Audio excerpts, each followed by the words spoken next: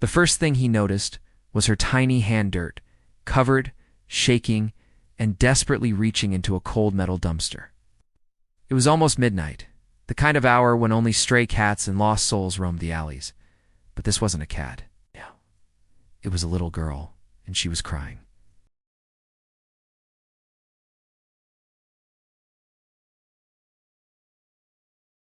That memory pushed him forward, one step, then another, until he could finally see her clearly. She couldn't have been older than 7. Her clothes were paper-thin against the biting winter air, her shoes mismatched and torn. But it was her eyes big, frightened and searching, that made his breath catch in his throat.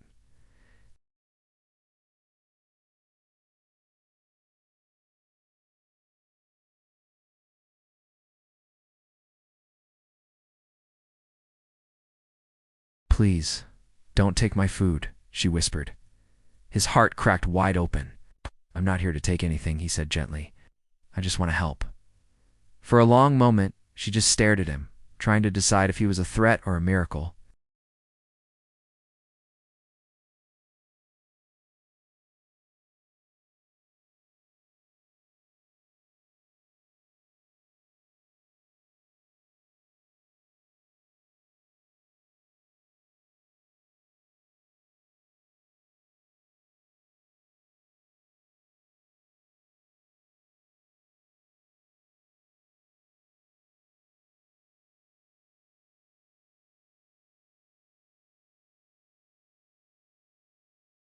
Not the billionaire family whose 7-year-old daughter had vanished nearly 5 months ago. Not the case that had plastered headlines across the entire country. Not the child that police, private investigators, and countless volunteers, including himself, had spent endless nights searching for.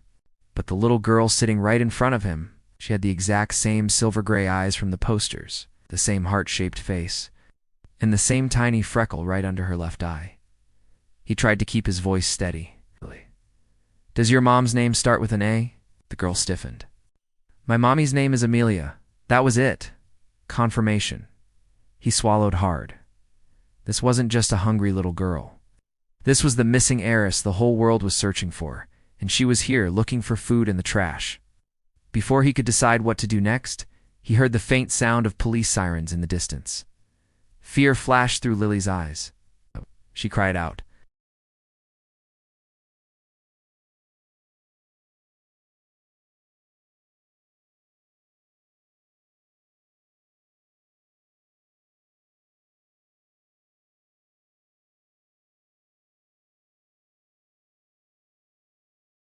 His stomach twisted into a knot.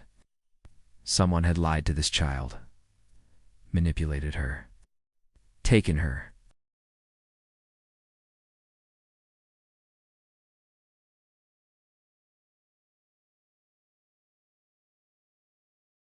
"My uncle," she whispered. "He took me away and said Mommy would be happier without me." Rage rose like fire in his throat. He'd heard the room as a greedy relative challenging Amelia's inheritance. Someone who would benefit if Lily was gone for good.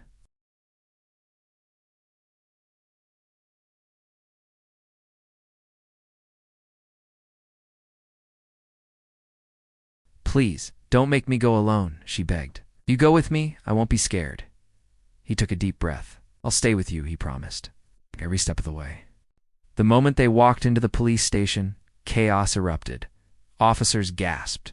Phones started ringing off the hook. People whispered in shock.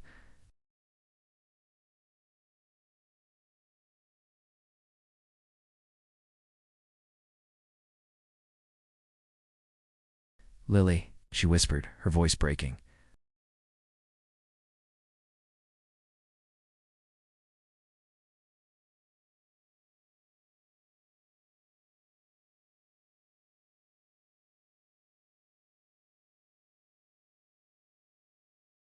He stepped back to give them space, his own eyes stinging.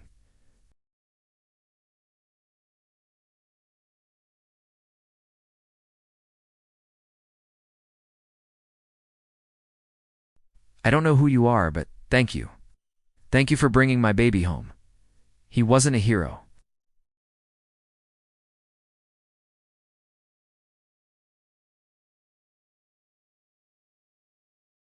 2 months later, Amelia invited him to the Arden estate. The grand house was no longer cold and silent. It was warm, filled with laughter again. Lily ran to him the moment he walked in, no longer scared, no longer hungry, no longer alone. He stayed for dinner, listening to her chatter excitedly about her new school, her new friends, her new beginning. Before he left, Amelia walked him to the door. She said softly, "You saved more than my daughter. You saved me. You saved our entire family." He smiled, humbled. "All I did was show up at the right moment." Amelia shook her head. "No, you cared. That's something the world desperately needs more of." Lily hugged him tightly before he left. "You're my hero," she whispered into his coat. He hugged her back, swallowing the lump in his throat.